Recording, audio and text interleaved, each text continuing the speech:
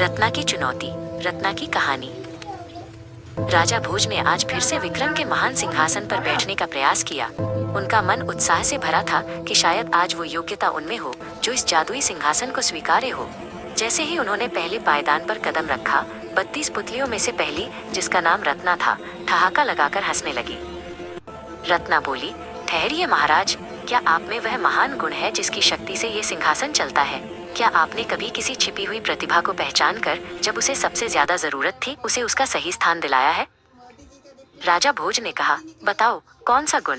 मेरे राज्य में कई कलाकार हैं जिन्हें मैंने धन दिया है। रत्ना ने कहा, यह केवल धन देने का नहीं, बल्कि विश्वास देने का गुण है। सुनिए, मैं आपको महाराज विक्रमादित्य के उसी गुण की कहानी सुनाती हूँ, प्रतिभा को पहचान कर उसे प्रेरित करने का गुण। एक बार महाराज विक्रमादित्य अपनी राजधानी में भेष बदलकर घूम रहे थे। उन्होंने एक गली के कोने में दीपक नामक एक युवा को देखा जो मूर्तियां बनाता था। दीपक बहुत प्रतिभाशाली था, लेकिन वो हमेशा उदास रहता था। विक्रमादित्य ने देखा कि दीपक ने एक छोटी सी टूटी हुई पक्षी की मूर्ति को कोने में फेंक दिया है। वो मूर्ति इतनी सूक्ष्म और सुंदर थी कि उसे देखकर लगा जैसे किसी ने बहुत मेहनत की हो। विक्रमादित्य बिना अपना परिचय दिए दीपक के पास गए। विक्रमादित्य ने कहा, इतनी सुंदर कला को क्यों फेंक रहे हो युवक? इसमें तो जीवन है। दीपक ने आह भरते हुए कहा, महाराज, कोई मेरी छोटी सूक्ष्म कला को महत्व नहीं देता। सबको बस बड़ी भारी शोर मचाने वाली मूर्तियां चाहिए।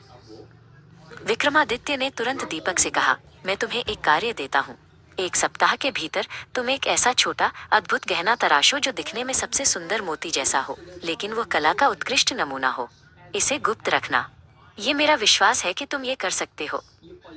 विक्रमादित्य के विश्वास से प्रेरित होकर दीपक ने दिन रात काम किया। उसने कला के सबसे छोटे औजारों का उपयोग करके एक ऐसा मोती तराशा जिसकी चमक, बारीकी और बनावट अद्वितीय थी। यह सिर्फ एक मूर्ति नहीं, बल्कि समर्पण का प्रतीक था। जब काम पूरा हुआ तो विक्रमादित्य ने अपना असली परिचय दिया। उन्होंने दीपक को पुरस्कृत किया और भरी सभा में उस छोटे मोती को दिखाकर घोषणा की कि सूक्ष्म कला में दीपक जैसा माहिर कोई नहीं है। दीपक की प्रतिभा को सही मंच मिल गया, बस एक व्यक्ति के विश्वास से। रत्ना ने अपनी कहानी पूरी की। तो महाराज भोज, क्या आपने राज्य के हर छोटे कलाकार को ऐसी प्रेरणा दी है जिसे केवल एक विश्वास की जरूरत थी? राजा भोज ने एक पल सोचा, फिर विनम्रता से सिर झुकाया। उन्होंने कहा, अभी नहीं, मैं और प्रयास करूंगा। और वे एक बार फिर सिंहासन से